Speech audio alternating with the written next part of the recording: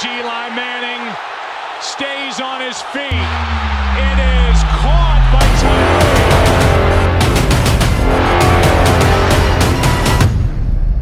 Welcome to Catch the Moment Podcast. I'm your host, David Tyree, back for another episode, and I'm really excited about this one, y'all.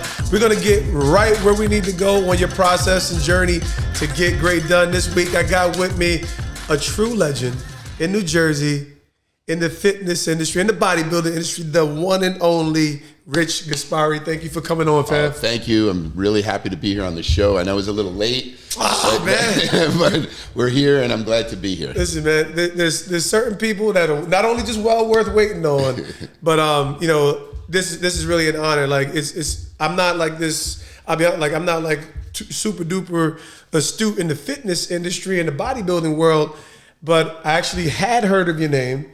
I didn't. It was like you hear stuff in passing. It's like, and I'm like, and so when somebody mentioned Rich Gaspari, I'm like, okay. Then I look up the resume, I'm like, oh snap! So, nah, man, thanks a lot. Just for hanging out. It's a pleasure, and I'm not a huge football fan, but I do watch Super Bowls and. Watched all the Super Bowls and the catch that you did, Bro. It was amazing. So from one Jersey guy, Montclair to Edison, you know what I'm saying? So we're here, man. So I always like to get this off the chest. If you were watching the Super Bowl, like to get the recollection. Where were you when you saw the helmet catch? And what was your memory, any story, if reaction, whatever you got for me? I was actually at a party that my brother had. My brother always had Super Bowl parties, so we were at that party, that home party with the big screen. No doubt. And that's where I watch. I'm a big Giants fan because I'm here from Jersey. Respect. I've actually watched, two of the Super Bowls. One of them was the one that was in Indianapolis. That was later that I went to the Victor Cruz joint. Yeah. I went to that game as well. Okay. But yours was a great moment, a great game. That other one that was in Indianapolis, that was a great game. Both Giants won. Both we won. Always good when the Giants win. It's something about the Patriots with Giants, isn't it? I don't know. It's that Boston, New York rivalry. It's intense. But it's almost like you guys have a curse on them. We got the recipe. Yeah, I know. Chef Eli cooking up the recipe, man. Yeah. So, man. Obviously, that was my moment, and of course, that's really what the theme is. When you have a moment of success, you've established something, you get into the journey. So, when I think about you, you've had a lot of accomplishments through your professional career as a bodybuilder. You've been a leader in the fitness industry.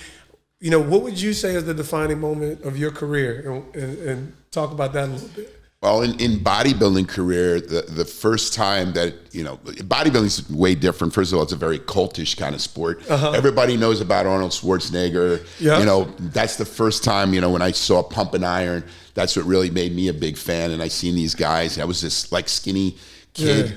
And I looked at these guys and they looked like superheroes to me because they had all this muscle, and I was like, I want to do that. It's crazy. And, it was funny because, I'm from the 80s and back then, reading muscle magazines wasn't really cool. Like I was hanging pictures on the wall and my mom's going like, what is these pictures you men on your wall? But what's going on right What's going on? Not that there's anything wrong with that, but I was just it's okay, man. It's okay.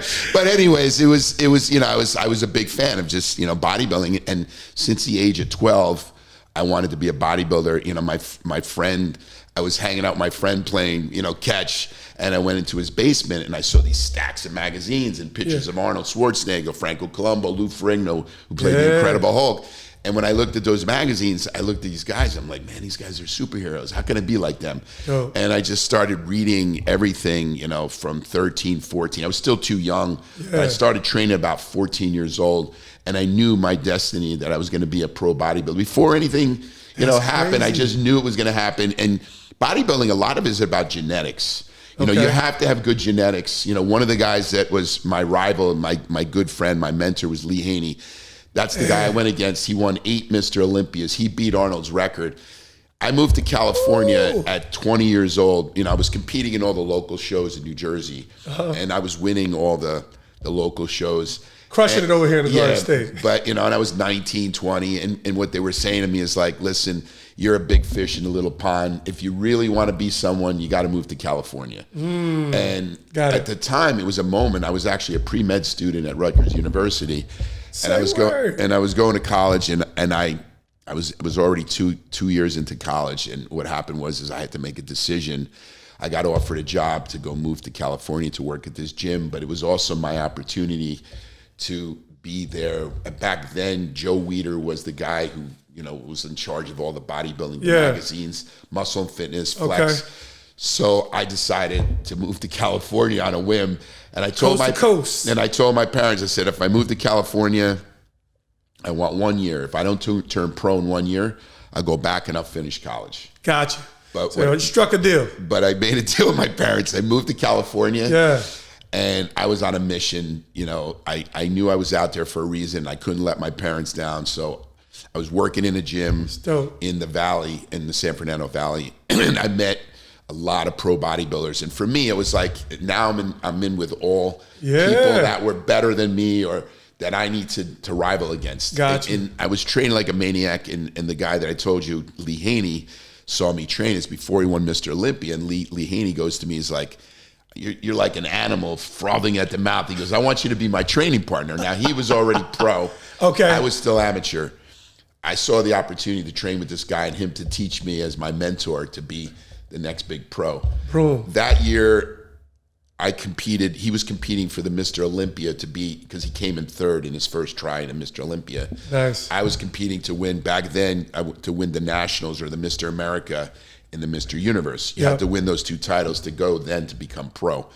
Ooh. I trained with Lee Haney at that time. Him and I, it was like, iron sharpens iron. We're at each other, and we made ourselves. The improvements that we made were unbelievable. Well, that year, he won his first Mr. Olympia, and I turned pro. From that point, I did my mission. I told my parents I was going to turn pro. I moved back to Jersey, but I was going to go back to college. But what happened with bodybuilding, the way you make your careers, you do seminars, exhibitions. Sure. You start traveling around. I started getting, traveling around the world. That's when I knew I made it. I was traveling everywhere. I was traveling to Tahiti, Australia. So I was on a plane. I just, I turned pro, and I was on a plane. I was at an airport in New Zealand, and I had somebody run up to me. You're Rich Gaspari. And I'm like, this guy recognizes me, all the way. And I said, man, I made it, And like I said, it's a cultish sport. A lot of people read those magazines. Yeah. You'd be surprised. The people that read those magazines that are fans of bodybuilding. I mean, like guys like Sylvester Stallone, that's a fan. I went to a show recently and I saw Shaquille O'Neal. And Big Shaq came up to me and he goes, wow, you're Rich Gaspari, and he follows bodybuilding. There's another guy. This dude follows everything. I know. Well, he tried to be a bodybuilder, but got it. But it was just cool to see, like, these really famous people that were really into seeing this, bodybuilding sport. So it was a great ride. And when I told you before, I said it's a genetic driven sport, meaning you have to have certain type of genetics to build up your body a certain way. You have to have a small waist. You have to have a wide clavicle. And for me, I was a short Italian guy. And a lot of these guys are very tall. Lee Haney's tall. Got it. So even from just the visual kind of even puts you at an advantage because height and build just kind of goes so far. So the guys that are born with what's called a wide clavicle, wide shoulder girth, small waist, those are the guys that do really well, in bodybuilding. I had a little bit of a wider waist, but what I could do is I could get more shredded. That means more ripped than any bodybuilder. At that time, I set a standard in the sport to be the most ripped bodybuilder, and the conditioning I was in set a new standard. I was the first bodybuilder to have what's called striated glutes. Basically, my butt was striated. So this stuff is fantastic. From that point, all the rest of bodybuilding had to follow suit because I set a new standard in the sport. Dang, I became so good in the sport that the only guy I couldn't beat was Lee Haney, who, like I said, beat Arnold Schwarzenegger's record. I got 3 times second in that show, a third place, a top 5, and I did that for 7 years. All right, so if you had to choose one, because I want your favorite moment. You're in the Hall of Fame. You're an Arnold Classic Lifetime Achievement Award winner. You're Muscle Beach Hall of Fame. What if you had to choose one of your accomplishments? What would it be? I think the year I won the Arnold Classic, that was a big show because what Arnold did is he actually invited me. It was the first time he ran that show. Okay. And he knew I was one of the top bodybuilders at that time. So he actually invited me to the Tonight Show with Jay Leno to be on the show. Get the heck out of here. So I went to the Tonight Show to go to that, to publicize that show that was coming up. So I said, well, crazy. Arnold believes in me that I'm going to win that show. I got to make sure I win that show. Make sure you deliver. So that was a really cool moment. Then to be in that show and to win the first Arnold, you know what I'm saying? It's something in history to be the first winner of the Arnold Schwarzenegger Classic. That's been run many, many years. And what's really surreal is I was the first winner, and then years later, I get the Lifetime Achievement Award by Arnold Schwarzenegger by what I've been able to contribute to the sport after retirement with my company, Gaspari Nutrition. Yeah. So it continued on to get that. Also was a great moment because it was like, wow, I'm not only the bodybuilding athlete, but now I'm the ambassador to be able to contribute much more. I've helped a lot of athletes, other bodybuilders to help them with their career. Yeah. Because it's like I said, it's a very niche kind of sport that, it's not like football or basketball or baseball. Well, trust me, y'all taking over. I mean, like, we're in the age of, that's kind of leads me into one of my next questions is like, we're in the age of social media now where this is full-time. It's full-time for so many different people now. Not at this, what is it, the IFBB? IFBB is the head, professional bodybuilding league. The NPC, National Physique Committee, is the amateur. Got you. So, like now, folks are just in the gym. They got the camera set up. So, it's on so many different levels, obviously. You're talking about the actual sport, but there's so many. So what I think about with you, I'm like, man, you were doing this before this was big. Before there was social media, before anybody could go to the gym and create a business and put a nutrition plan together and create an online business. So, like, is there respect? I want you, like, because now everybody, it's almost like, I actually heard this interesting little blurb where some kid who's like, he's like the DJ, and it was like, they kind of like disrespect the pioneers, right? So is that a thing within y'all in the fitness and bodybuilding community, where are you seen as that pioneer, and is there respect with some of these new oncoming, they have so much more business acumen just because there's people like yourself. So how's that experience for you? It's funny. It's like after, I guess I was saying, am I just getting old? Because now I'm 59 years old. And, there is this new, like the new breed of bodybuilders that have come up today actually really respect what we've done 30 years ago. They look at it, and they say like, wow, we are the pioneers to the sport. We're the guys. Arnold was the first to really bring bodybuilding out. Yeah. And when he brought it out, it was really a sport that, it was a sport where you really couldn't make money. There was no money to be made. The winner of the that Arnold would get, Mr. Olympia, was $1,000 check, which you really couldn't live on that. So that went from $100,000, $1,000 to like $1 million today. That's how much you can, $1 million in prize money in Mr. Olympia. So there is more money involved in the sport. And when it came from the Arnold level, because he's about 20 years before me. Yep. My era was the era of making money, where we did these things called exhibitions. We would travel around the country, around the world, and show off our bodies at these different smaller shows. Got it. And be the guest poser. We call us the guest poser. We make thousands of dollars, and then we would do seminars. Seminars, we'd be at a gym that I get hired, talk about how I eat, how I train, what supplements I take, for all the other bodybuilders or younger bodybuilders, aspiring bodybuilders that want to learn from us. Got it. So I was able to make a really good living. Yeah. And then actually get sponsored. As you should. And it got sponsorship from like Weider, where you even give me hundreds of thousands of dollars to be a sponsor. So between that, doing exhibitions, seminars, all of that was like actually showing me how to be a business person, because No, it's fantastic. Like it's interesting because obviously that happens in the NFL. You got the early generations of athletes where there wasn't that much to be gained. They were playing for the passion, and only the owners gained. My era, there was lots of opportunities, but there was still like the hierarchy, and I think it's like you got the big dogs. And now everybody in the current state of the National Football League, everybody understands that they're a brand. Every athlete understands that they're a business.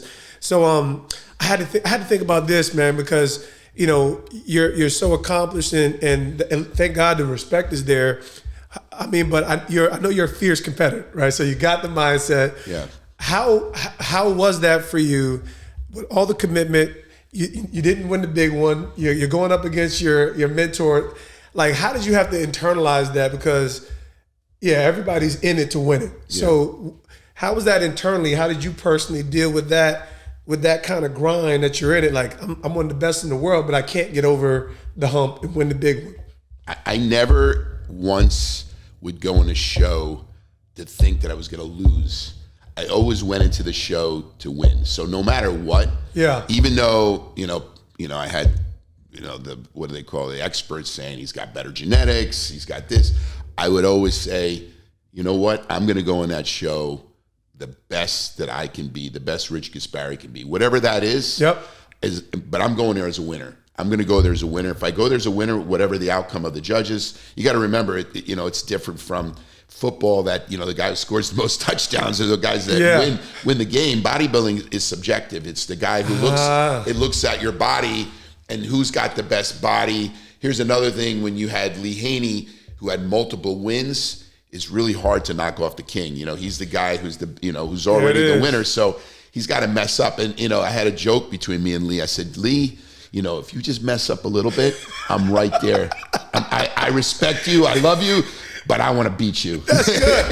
That's so good. That's so good. He was, and he always said, he called me Rich the Itch. He goes, this guy, I know I got to be at my best, because if I'm off, he can beat me. It's a possibility, because anybody, this, the best of the best can be beaten. There you go. And come on, bro. And it doesn't matter. So for me, I went in that show with every inkling of being the winner. And in the sport of bodybuilding, there's different aspects of it. Of course, it's your physique when you're going out to show off. It's also your presentation. Yep. It's your appearance. Yep. It's it's how you act on stage. If you're very confident, I would beat guys so much, even better than me genetically, but because I had this outward confidence. Tell them you had that Jersey swag, That's Rich. what it was. You had that smiling, flopping them guns. So I was always there as a winner, and I believe in positive thinking. Sure. Has got me very far in life, and of course you can have positive thinking, but you got to do the work. Yeah. And anything you do,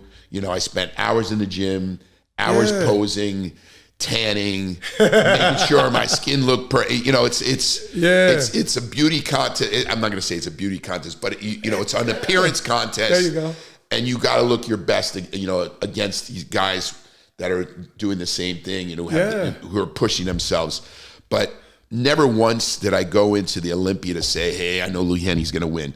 I was like, I go to him, Lee, I'm out to beat you. Yeah. That's how I was. No, so you got the championship mindset ultimately, right? Yeah. It's like the mindset of a winner is, and listen, I was never a starter in the NFL, but I was always prepared to make the play. I was always prepared. I said, when my opportunity comes, I'm going to make the play. That's the only thing I can control. So it sounds like you had that winning disposition, like I control the controllables.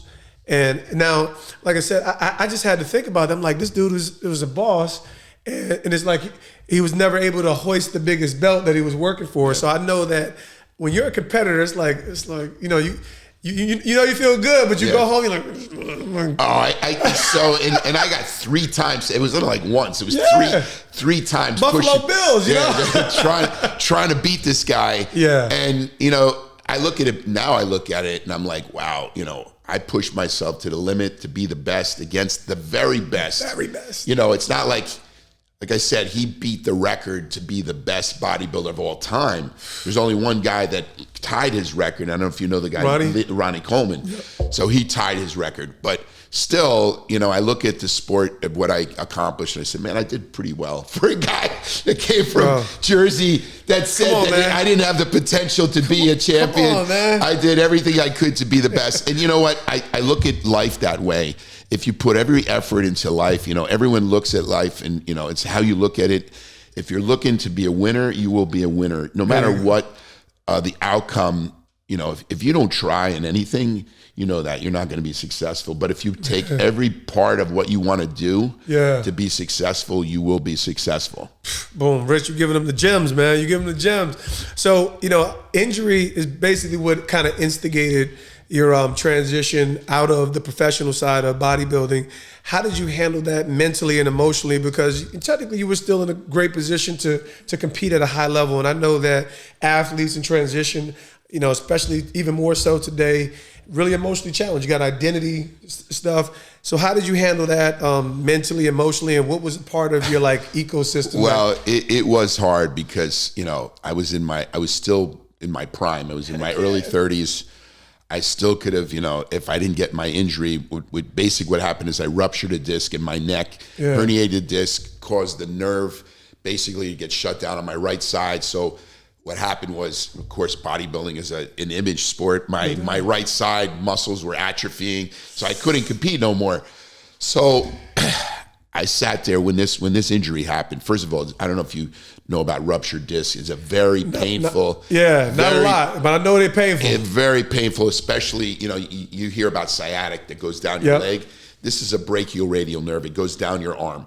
So the pain, I wanted to chop off my arm because it was such a painful thing. And I didn't want to get the surgery because they fuse your. If you hear about, I don't know if you heard, you saw the Ronnie Coleman story. He's fused every disc in his body, and he's got a rod. I saw the thing on Netflix, and he's obviously a rod down his back, and I didn't want to fuse my neck, and at the time I said I'm going to let the herniation shrink. I knew that my career was over, but here's the thing: when I was in bed, I was bedridden because it was so painful. I was sitting there. I said, "What am I going to do?" I was making money from my body. I no longer can make money from my body. How am I going to do it? How am I going to use my brains? There you go. How am I going to do it? Hey, bro, this is it right here, athletes. This is it. So while I was sitting in bed, one of the things that made me one of the best bodybuilders is I was really big in nutrition. Nutrition for me was one of the most important aspects that had me ahead of my competitors. I studied diet, nutrition, supplementation, anything to give me an edge. So at that time, there wasn't a lot. There was creatine, branched chains, desiccated liver, but anything that I had out there, B vitamins, choline, isotope, I studied all the supplements. It was on it. And doing all that, that's what gave me the edge. I said, I had it's called an aha moment in bed. I said, you know what I got to do is I'm going to sell supplements. I want to make my own brand using my own name. And I'm going to get it to the other athletes. But, Gaspari Nutrition was a brand that was going to be sold to other bodybuilders because I wanted to take the guesswork out of supplementation. At that time, it was still relatively new. If you look now, there is tons of products out there. As you know. Tons of them. So when I started it, I was looking at different categories of what to do, what to make. I was the first. I don't know if you know this. There's a lot of pre-workouts out there. Oh, God, yeah. I was the first. One of the first. Get out of here. Super Pump 250.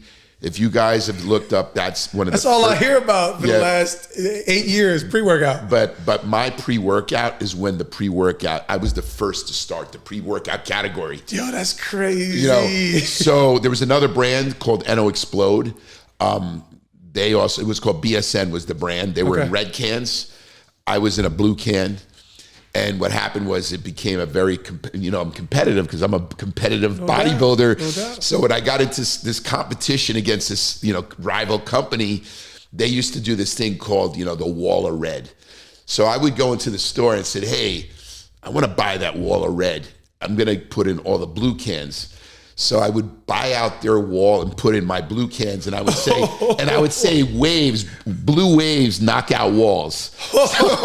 So you was going in on the combat guerrilla warfare. I was going into guerrilla war. Now this is business. It's it's a whole different thing, and we started just the competitive rivalry in business is even bigger than bodybuilding or any sport because now it's about money. Boom. So I went right into competitive mode and I got really good at it, in business, because I used the same attributes of what I did in the sport and just put it into, the business aspect. Big dog is hunting. All right, so you was playing 100% blood sport. All right, so talk to me a little bit about Gaspari Nutrition. It's obviously been established for quite some time. Yes. Where's the evolution of it right now? What are you most excited about? I continue to grow the brand. There's been a lot of changes. When I started it, the brand was sold through magazines. Mm-hmm. You go to these trade shows like the Mr. Olympia, the Arnold Classic, the local shows to get the brand out. Today, it's a totally different world. It's all through social media. Gotcha. You have to be big on Instagram, Facebook, and I had to be very big on there, and I have a good following because I'm on there constantly. You're a beast. Yeah, and from there, doing things like Google ads, Facebook ads, learning how to do what's called direct to consumer, selling products off your website. Sure. So I had to evolve. And in anything, business powerful. evolves, and if you stay in the same way you ran your business, you're gonna fail. So what I was able to do was evolve the business and grow it differently. And that's what we're constantly doing. Another thing is constantly making new products. By coming up with new products, not the same old, you get people excited to use the brand. And it's still very exciting to me. There's so much, when I started it and today, there is just so much research on development of supplements. I just developed a line because now I'm in my 50s and I'm going, getting older. I've had a lot of issues like, joint pains. I unfortunately, over a year ago, I had to get a stent put into my heart. I went to go to a cardiologist, but I found out genetically, through my family, my grandfather died at 56, my uncles died at 60. And when I found out that I had, hardening of the arteries in one of my arteries, I had 70% blocked. I caught it in time, got on meds, started using products to help lower my cholesterol. Excellent. So I developed this product line, like I told you, called Gaspari Ageless. Excellent. Gaspari Ageless is an evolution of Gaspari Nutrition. I have products for pain. I have pain relief cream. I have products for the heart to increase blood flow, prostate issues, all these things that happen to you when you get old. Ain't playing. I love it. So, all right. So, like you get that. I mean, like, so like we talk about pivoting in life, pivoting, and honestly staying relevant in the midst of transitions, generational movements. You've endured it all. What would you say are the defining attributes that you've hinged your success on, professionally and in business? My attributes? Yeah, like what are some of those things that make you unique? I think one of them is, first of all, I have a never give up attitude. I never give up on anything. Having a positive aspect in life is another thing. Also listening to, now that I'm a leader, listening to the people that work for me, the new generation of people out there, because what happens, you think you know everything, but you don't. You know that? We were talking earlier about, trying to deal with teenage kids, and, I have a teenage daughter, and it's a very difficult thing to deal with, but you got to try to understand and be in their shoes, and like, this is good, or study it. But what I did is I just basically, studied the industry of today as comparison to what it was back then. And a lot of companies, what makes them fail is they try to stay with the same formula they did, say, 10, 15 years ago. Right now, business evolves year by year. It's very different. The speed. What's made the speed so much is social media. Sure. The computer age. It's just a different world, and it's become very difficult. But you have to study it. And if you study it, you can still have a lead in what you can do. So that's another thing, is constantly having, a mindset that you can continue to learn. If you don't have that mindset that you think you know everything, growth mindset, man, you're going to fail. So powerful. No, that's powerful. I love what you said, even with, respecting the emerging generation, the younger generation. I said, we're at an age now where you should have mentors with great experience, either similar or older than you, but also we need younger mentors as well, because they're growing up in the tech age. They're actually the ones that are creating things that they want to experience and buy. So the older we get, the more we're going to be catering to younger crowds as well. And if we don't have a clue what their interests are, we might want to go to them. That's what I'm saying. And right now, my brand, Gaspari Nutrition, is a younger demographic. It's kids 18 to 25. So awesome. I'm this old 50-year-old guy. They're not, I got to get them to listen to me. I've got a lot of experience, but a lot of the young kids they're following. If you know about now, there's a lot of influencers out there. Oh God, and they're following these kids that they have a great build, but they really don't know what they're doing. And but what I've done is with my company, we build what's called an affiliate program. I have over 900 athletes that work for the company. Nice. And these people, what they do is they contribute to the brand. We use them for marketing. Sure. They help, it's like we help them, they help us. We have like a top 50 of younger, upcoming athletes that work for us in the brand. Nice. They're out there pushing the brand, selling the brand. And now it's like, I'm their mentor. That's fantastic. So, but then the younger generation listens to these guys. That's right. But then they're saying, who's telling them what to do? It's me. So Gaspari now Nutrition. that's how I want to become like the godfather of, of this. Well, you know how we do in Jersey, you know what I'm saying? Exactly. You rightly positioned, man. Like I said, I could imagine that the business, like you said, have taken a lot of evolutions. I want to get in what has been maybe some of the hardest thing that you've had to overcome, right? Like we talk about adversity. We know adversity builds character. What was either the darkest moment, and who was the people that pieced you together? I think we all have these, I have a positive mindset. I have the mind of an overcomer, but also know that, man, I got shipwrecked before. And if I didn't have this faith, my wife.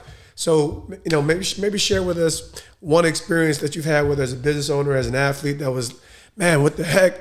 And who was there, and how do you piece yourself together as a businessman to find solutions and peace?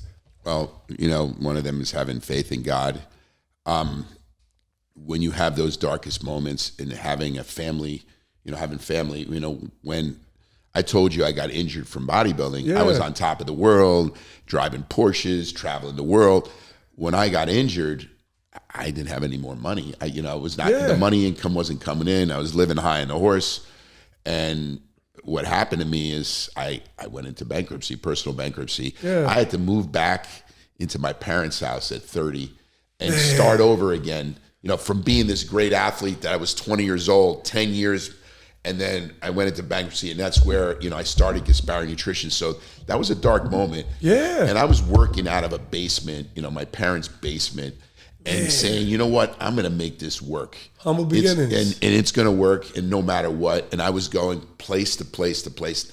Now it was funny, when I first did this, I was going to these shows, and there, people are seeing Rich Gaspari, the former athlete, and I'm sitting behind my booth, pushing my stuff. Yeah. And people are like, oh, look at poor Rich Gaspari, what he's doing now. He's sitting there trying to push his products. It's for real. It's like when you first leave the league, you become an outsider. It's like you lose the locker room. So when you're not in the game per se, you have to deal with that period of, who am I? Is this, do I still get the same measure of value and worth? Yeah. But the reality is you're creating something that's far more lasting. It is far more lasting. And what happened is this is a place where I see athletes have difficulty, because no matter any great athlete, that eventually there's an end. Ding ding. and they have to figure out where they're going to transition from that point to the next part of their life. And a lot of times they have such difficulty. They get into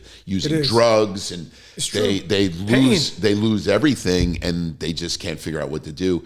And I said earlier, a lot of the attributes that I had in bodybuilding was this positive mindset, planning. Any business, you have to plan, you have to work, you have to have a positive mindset. You got to go in with a passion. And that's what I did as a sport, and I did it. But even though I did go through, like I said, that dark moment, I did have family, and that was something really good. I had my parents, and my family helped me out a lot. My dad and mom were there supporting me when I was in the basement. And when I was in the basement, I was on a table, and I was selling creatine back then, and I would buy barrels of powder of creatine, and I had that on this table, And now that's not actually how you're supposed to do things. But I was making these cans, and what I did is I took all the kids out of the neighborhood, and I started an assembly line. I was paying all these kids. That's what I'm talking about, bro. That's what I'm talking about. So I had like 5 kids. You know, one kid was pouring it, the other kid was weighing it, the other kid was putting the label, the other kid.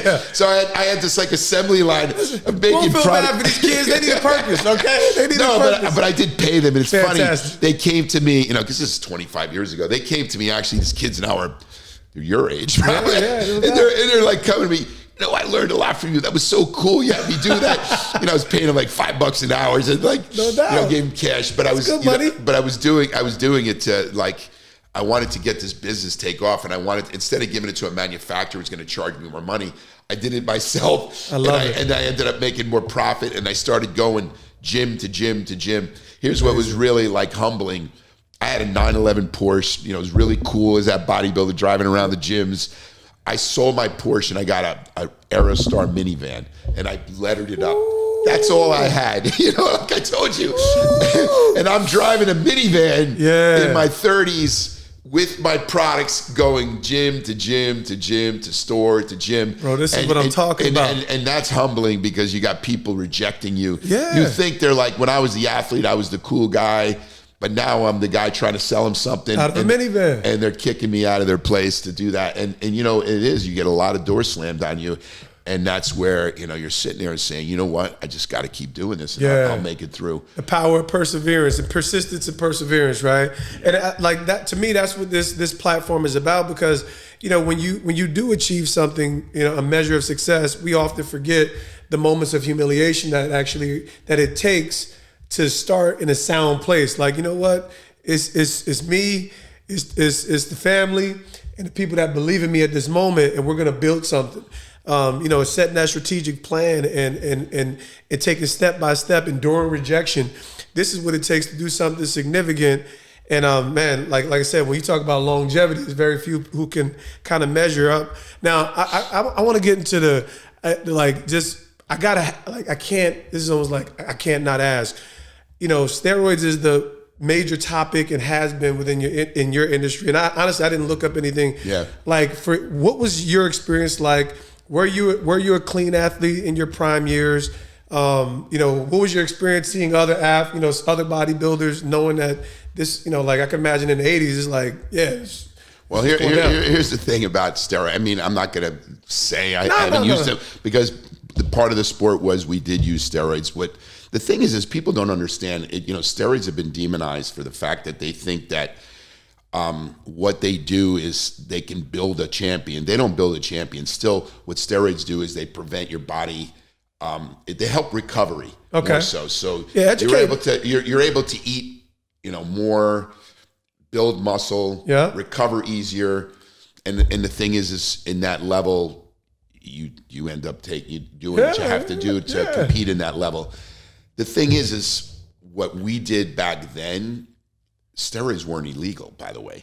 They weren't illegal. So you fair game, baby. So you can get them. You could get. I mean, because back then the NFL used them, baseball used them. So everybody used them back in the 80s. Facts. You know, I've been off steroids for many years. I do go to a doctor. Yeah. And you know what TRT is. Is that another hormone? It's actually testosterone that I get administered by a doctor. Okay. That checks my blood levels. Got it. To make sure that everything is healthy. Excellent. But keep me in a normal range.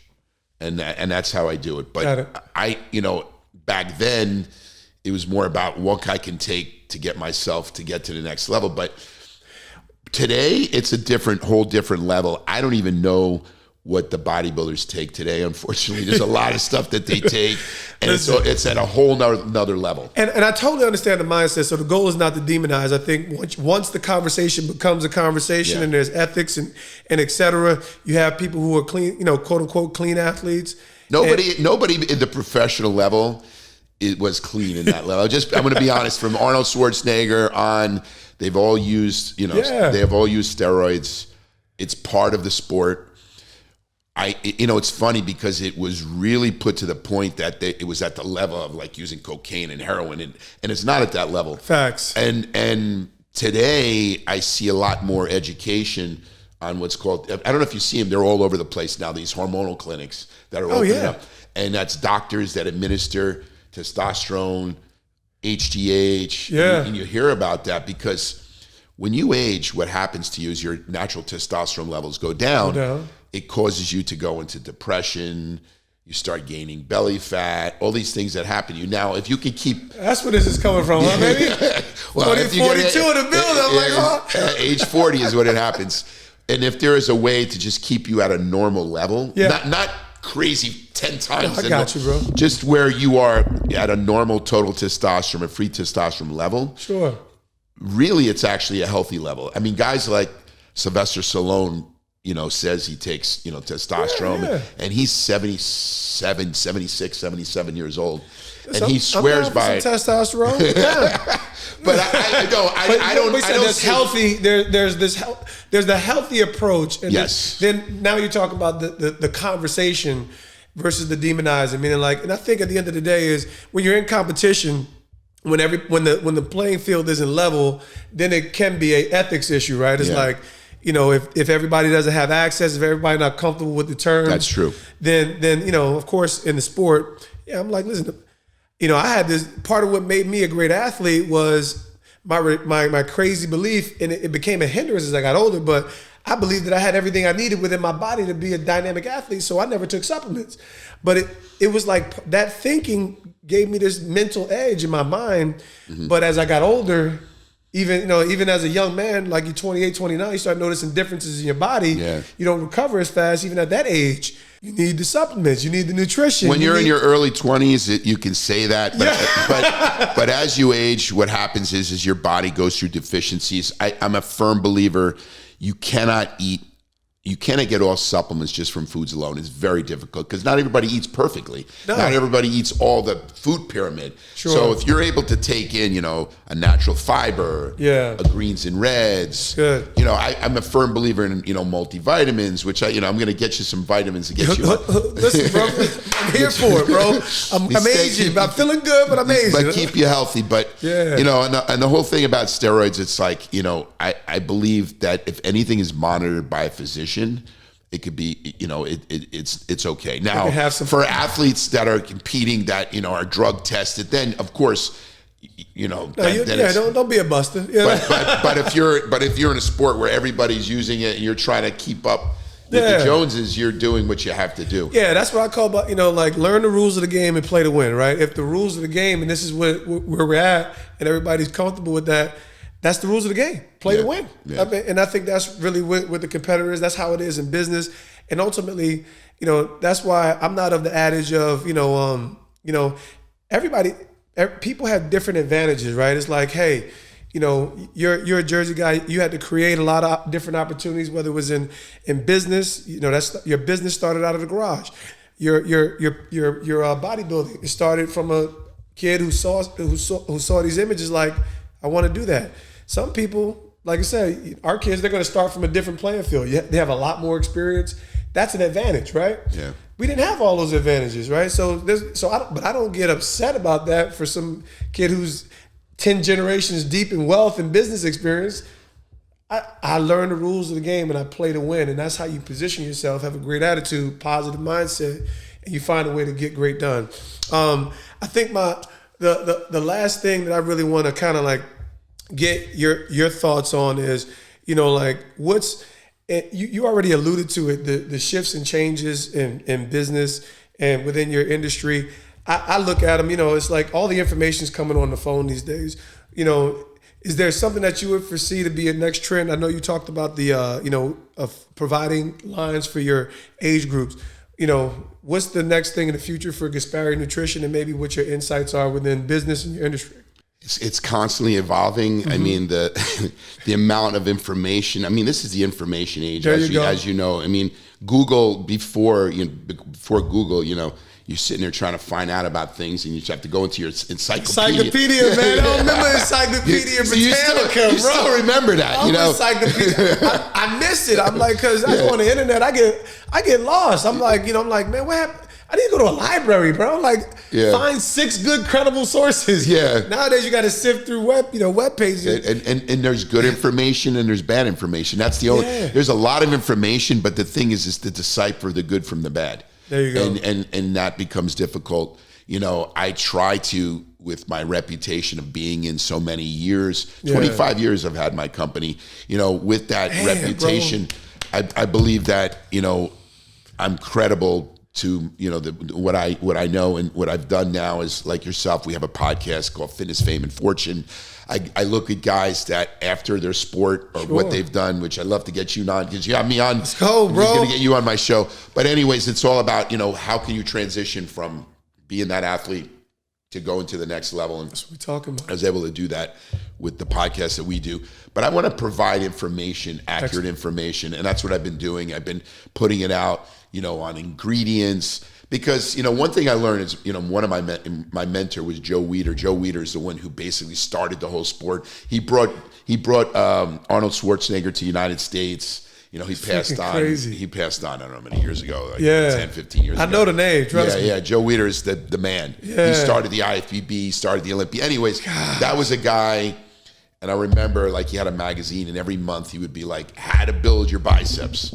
So I go to Joe, it's like, you had the same article with just different athletes saying how to build your biceps. Yeah. He goes, every year there's a new generation of people coming that don't know, you know, that guy. So true. And it's like re-educating. It's so true. Even though it's the same information, you're just giving it out over and over. And I was like, I was thinking about, he's right, because, you know, I was this kid reading the magazines to learn how to build my biceps or how to build my chest. And then 10 years later, there's another new kid, you know, how to do it with and the same thing. And it's the same information that's out there. So I want to be a provider of accurate information. You know, it's something I've been doing for so many years. So I put it out there. You know, my posts talk about certain ingredients. And a lot of times it's not about me pushing my brand. It's about me just providing information. If you can provide information, you're a more credible source. Yeah. The income will come. You know, whether it's, you know, how to train properly. Excellent. Or what certain ingredients do, or how to eat properly. I think providing information, you know, free, you'll get back tenfold by people listening to you as an authority. Man, I couldn't agree more. You know, it's great to see more people in the position of understanding that when you give, you know, like, everybody's in the take. What can I get? And you know, when you're in that position to give, you're delivering value that automatically returns to you. So you hit that on the head, and I really love what you talk about. You are not just an authority. You know, it's always precious to me when I look at. I love the idea of a pioneer, because, you know, it really speaks to the passion, right? At the end of the day, in that era, there wasn't all the gain. It was pure passion, interest. You identifying with something, seeing yourself doing it, pursuing a vision, and you made this work and maximize it at every level. So, number one, I just want to salute you as a Jersey guy. I'm, you know, even more so as probably the most accomplished person within your field as a pioneer, Hall of Fame. I'm like, first of all, you got to take me to Muscle Beach. I've never been there. You've never been there. Never been there, man. Yeah, it's cool. It's cool. Muscle Beach is cool.